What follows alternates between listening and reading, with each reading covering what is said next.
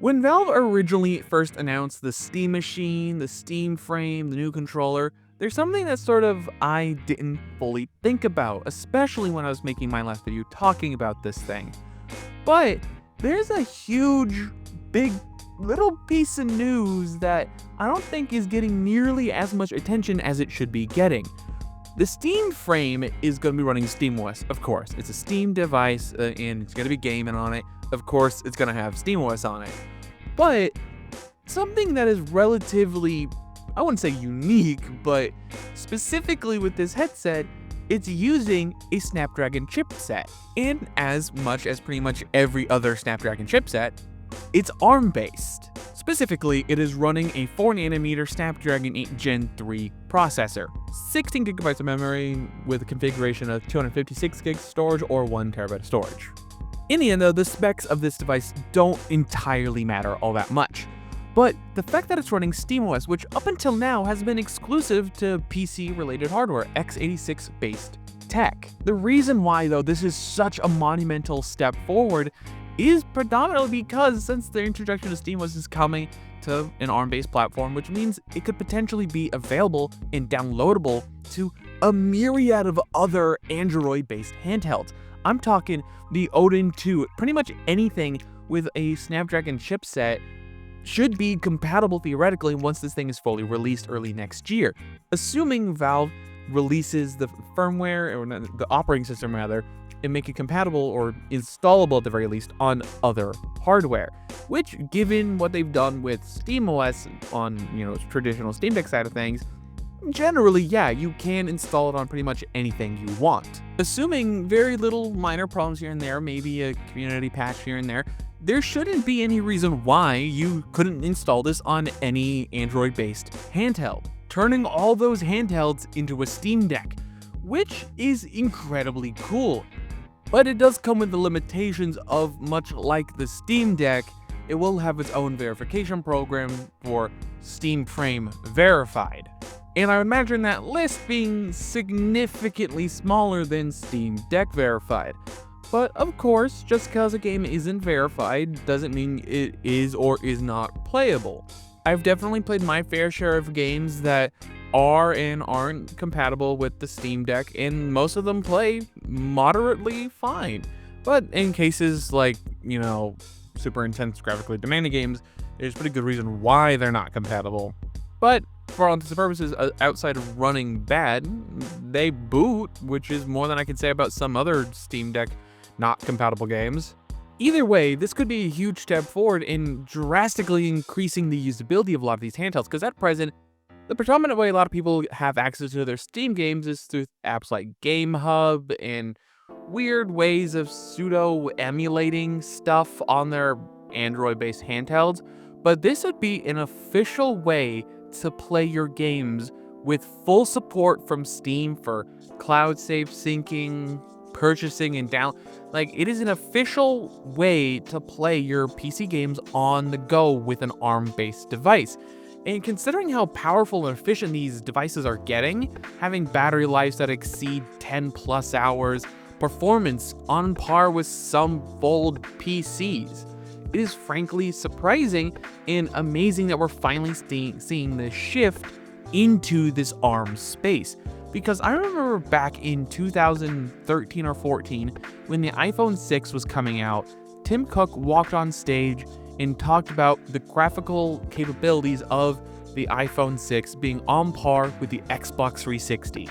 And at that point, it was one of the thinnest, most powerful cell phones.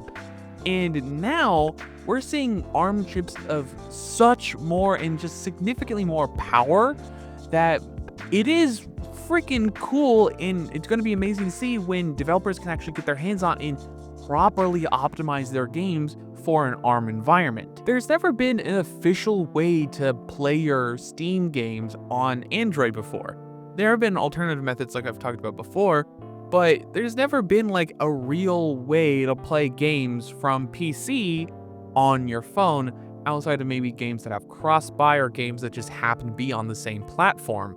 Dead Cells is both available on Android and Steam, but now they can be the same thing.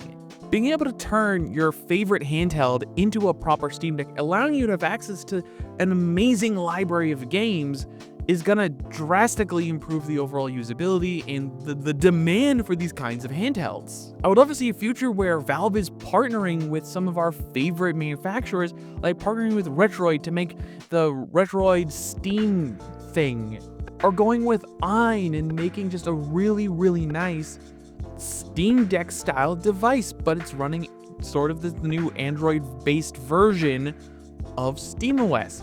I just think there's a ton of possibilities for different form factors, increased performance and portability, much better battery life, and if the tech is getting good enough for ARM devices, generally speaking, it should bring up the entire industry, because one of the major problems with ARM-based stuff before was that really poor translation from x86, which is just traditional Windows in normal computers, I guess. Because the largest problem the Snapdragon X Elite chips have had with their Windows on ARM stuff is Microsoft's inability to make proper ARM to x86 translation stuff, making you emulate all your favorite programs just way more harder than it needs to be. And if Valve can just really crack that magic sauce that Apple did when going from Intel to their own ARM-based processors, we could have an amazing experience. It could see a radical revolution when it comes to these Android handhelds, because at the moment, yeah, there have been some notable companies making their own handhelds. Technically, the PlayStation Portal is one of them, being based on a Snapdragon Wi-Fi style predominant chip. But there's also like the Logitech G Cloud, which is also Snapdragon based, ARM of course. But again, that's more optimized for like game streaming than it is raw horsepower to actually run games on it natively, of course. But up until now, we haven't had a major player really dip their toes into making a dedicated Android handheld.